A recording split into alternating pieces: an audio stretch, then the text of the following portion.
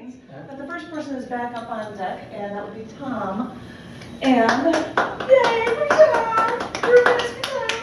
And because, as I said, he cannot speak, I thought I'd wear yellow and wear a shirt that he gave me. And then I thought I would read things from issues of cc&d that he's in. All of these are from this year's issues of cc&d. This is the January issue. It's called The End of the World. And it's so cool to have a cool picture from Antarctica on your front cover. Oh, I like loving that. And I'm going to be working on a photo book of that, hopefully by this summer, but I feel like you can, oh, and I've got two of these haven't the pictures. But this one is from January, and this is from Thom Woodruff. It's called Shales of Storytellers. He is writing a history of gays in Texas. She is writing about Jews in Texas. Willie Nelson sings about dope in Texas. Kiki Friedman writes detective stories based in Austin. Jesse Sublet also writes about Austin music at venues. But Austin is too many stories, historic versus contemporary. And those stories change faster than governments. You could write about politics or economic dynasties, about oil, gas, cattle, empires, and the men, women who ruled. You can focus on scandals and crimes and the writers themselves, from O. Henry through to these philosophers, sorry, I have to get the words right, through to three philosophers stoned at Barton Springs. You could pick musical luminaries like Janis Joplin or Stevie Ray and cast light onto a specific time. But all those times are gone, just as Austin is going, demolished, to make way for high-rise Generica. Soon we will all be history. And who reads that?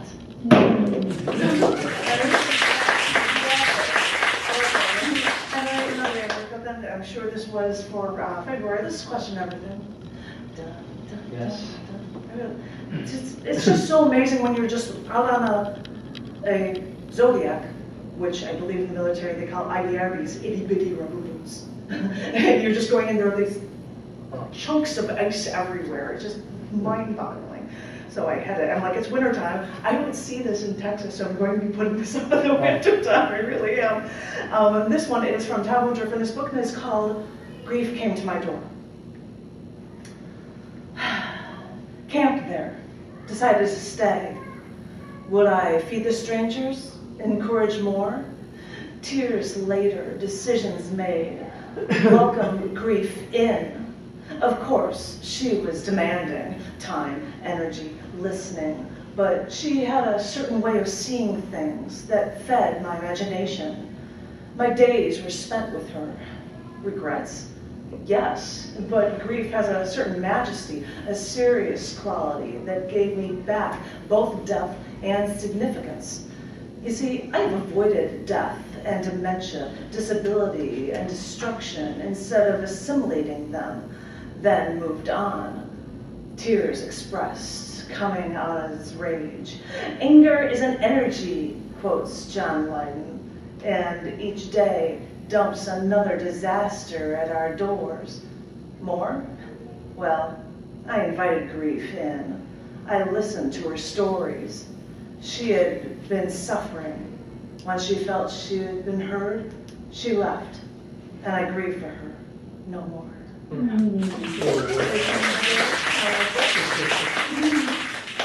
And the last one is from, is this March? Yes, March V281. This is called False Portrait. And every once in a while somebody gets, though that's not, no, it's Michael Stipe of REM, painted and photographed on the cover. Ellen didn't do that. But anyway, that's Ellen on the back cover. This is one from Thom Woodruff in here, and it is called Come to the Woods.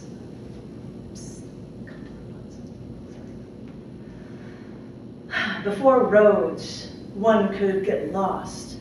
Now with Siri and GPS and Google Earth, there is no secret spot sans surveillance.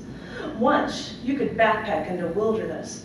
Now, your phone is a voicemail lifeline. You live as long as your battery life. Once, there were places with no name. Now, hotels called Thoreau franchise, adventure travel. And now you need to see the moon and Mars for new adventures. Maybe even open a moon motel with blinking lights, advertising Thoreau slept here. From Thom Woodruff.